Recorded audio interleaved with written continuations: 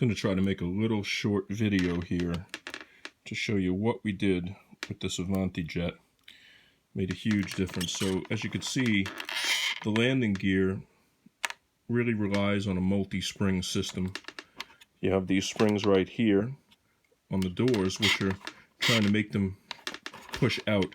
And then of course here, there's the main spring, which has a good amount of tension. And you can see the rubber band on it. That rubber band is anchored to one of the anchors on the top side of the fuse under the canopy where the servo leads are located. And that keeps this spring from smiling and hanging down. And it's where it needs to be now. And it'll pull the door shut properly. And so if any of you guys have, had grass ops or rough landings, a couple of things happen. This landing gear starts to get pushed back, and you can see right here, I've got a glued 45-degree block of wood with some Gorilla Glue. And there happens to be a seam line. You kind of can't see it now, but it's a terrible, terrible seam because the anchor for the landing gear is a plastic block. And what they've not done is the plastic block doesn't have a back surface. And so there's really not anything for it to grab onto. And as this landing gear gets pushed back and pushed back from time and time again, rolling over grass, as it starts to unanchor itself.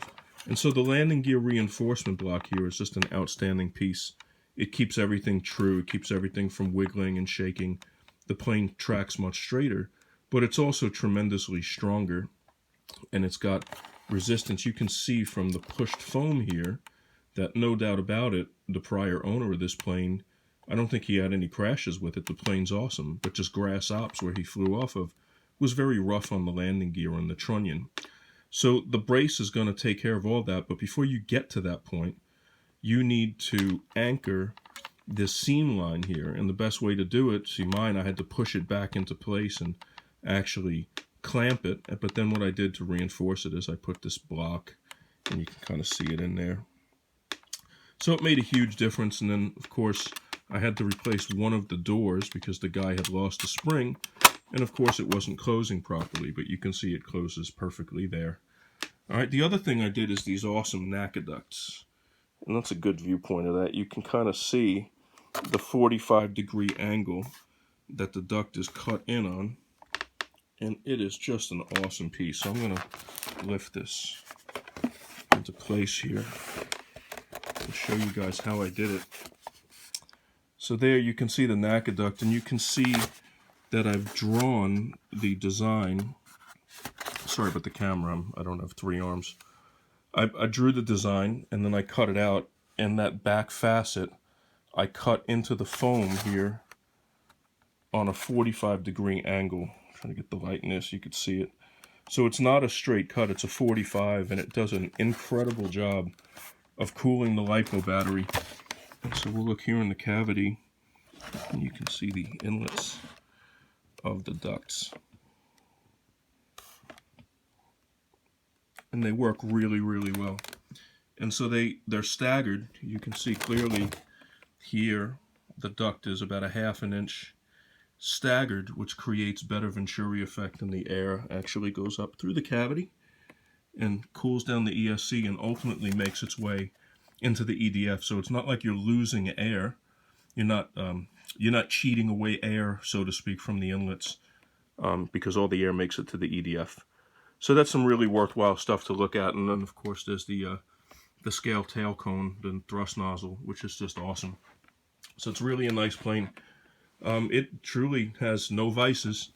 We're flying it on the 5200 60C, I forget what's, and we're flying it on the Graphene 75 C5000s, which are 920 grams, and the other one is 876. And you can see the battery marks just about here, and we're just about a ½ of an inch forward, so that would be I can't see it straight, but that's about 3/8 a half, and we're ending up to be about here, which is about 5/8 clear of this front bulkhead right here. And so with the pack, about 5/8 from that, 5/8 for the 876 grammer, and about 1/2 inch even for the 5000 graphene, which again is 920 grams. And that results in a truly, truly perfectly balanced plane, inverted or upright. It flies very, very neutral. And with half flaps, it requires just two ticks of down elevator and about 3 or 4 for full flaps. And I never landed on full flaps because it slows down so nicely I don't need to. And that's my 2 cents on this awesome Avanti. What an awesome plane. And then here, last thing is you can see the rubber band on the little servo line anchor, and that just goes through this access hatch right here. And that's what we're using to keep the spring this way instead of, the other way around, smiling at you. And that'll keep the gear doors in good shape. Hope this helps, guys. Take care.